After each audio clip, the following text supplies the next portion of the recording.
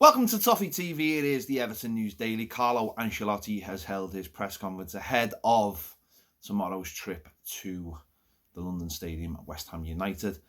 Two injury blows going into the game as he revealed that Richarlison and Gylfi Sigurdsson will miss tomorrow's game. Obviously, Richarlison is a massive blow. He's he's our best player, and we're going to have to do without him. That leaves gives a big opportunity for Moise Kean to possibly start the game alongside Dominic Calvert-Lewin, and one that he must really grab with two hands. Richarlison has been in good form of late, regardless of what people have been saying. He's been scoring goals, he's been working hard, and he's been an effective partner for Dominic Calvert-Lewin. Obviously scored that winning goal last week, and has been excellent. So big blow not to have Richarlison. Gylfi Sigurdsson maybe less so, especially with it being an away game.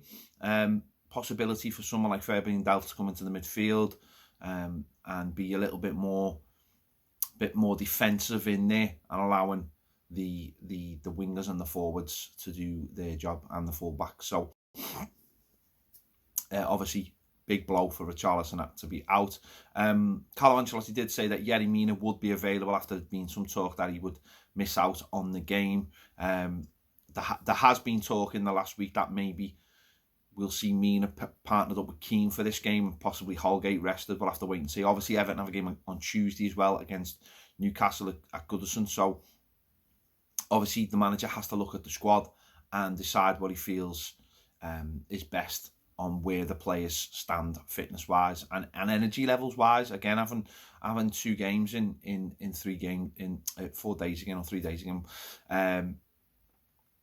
is obviously a chance to rotate that squad. So we'll have to wait and see what happens, but Yerry Mina will be available. In other injury news, he said that Alex Iwobi should be available for the next game, so possibly on the bench for the Newcastle game, and then there's 10 days till our next game. So you'd imagine if he's on the bench for that game, he could be in the running to start for the following game. And he also said that Jean-Philippe Gbamin was on the started training with the first team today. So again, more positivity after we've seen Andre Gomes obviously back in the gym yesterday doing his testing and starting his fitness program. Jean-Philippe Gbamin will be, is back on the pitch. And again, obviously these 2 games are going to come too early, but with 10 days after these 2 days, that's 2 games, there's a possibility he could be back in contention for the squad after the Newcastle game. So again, really, really good news on the injury front. And hopefully with Richarlison, it's a twisted knee, and Carlo Ancelotti says he hopes to have him back for the Newcastle game. So this may be just a precaution. There might be stiffness or soreness in the knee, and he doesn't want to risk him for this game.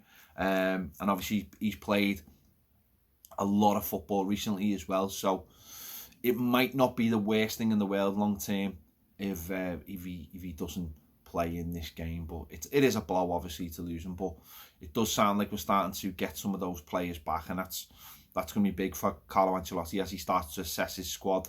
Lots of talk about players coming in. Carlo Ancelotti would not be drawn on any of those players. Everton Suarez obviously is the one that is been making the most headlines in the last few days, obviously, because his name's Everton. I mean, why wouldn't you? And lots of links coming from South America that Everton were sniffing around them. But Carlo Ancelotti said he didn't want to speak about anyone who wasn't at the club, so he shot that all down. And maybe in the next few days leading up to that last week of the transfer window, we'll assess his squad and see if there's anyone else, anyone that he really feels like he can get to bring in. And the situation is that Everton aren't in any of the cup competitions.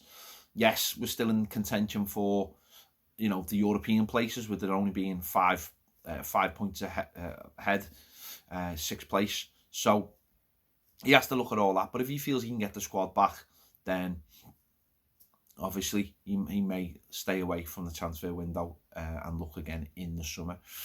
Possible outgoings. He was asked about Cuco Martina and Oumar Niasse, because they'd been linked with, well, certainly Oumar Niasse had been linked with 2 possible moves to Championship clubs, and the story goes that he'd refused both of them because he didn't want to step down to the Championship. Carlo Ancelotti said he'd had no bids for either player. Both players are out of contract in the summer, so you know, if they were to go anywhere now, that would be it. That would be their time over at Everton Football Club. But as of yet, both are still Everton players. And again, we might get more out of that in the last week of the window. We'll have to wait and see. We'll have to wait and see what happens. But yeah, so, you know, some good news, some bad news coming out of the press conference today. You know, West Ham have got their injury problems as well. So tomorrow's going to be a very interesting game. I think we've got enough out there. It's just how we perform.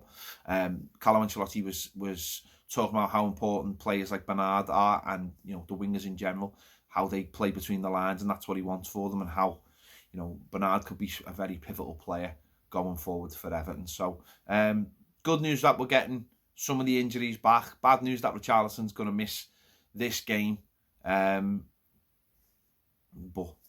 that's one of those things. We've been very lucky in the sake of that he has been fit all season, and these players will have dips. No news on when Sigurdsson is back or what the injury is. He just said he was missing the game. So there you have it.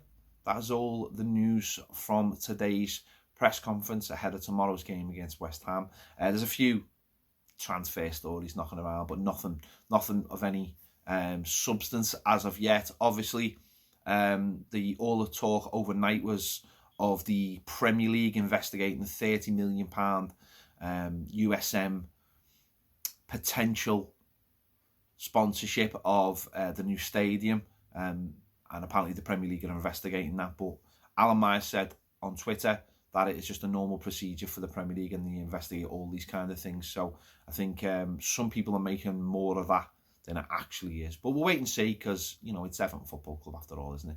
So there you go. Let me know your thoughts in the comments on this one. If you haven't already subscribed, please do. Give this video a like.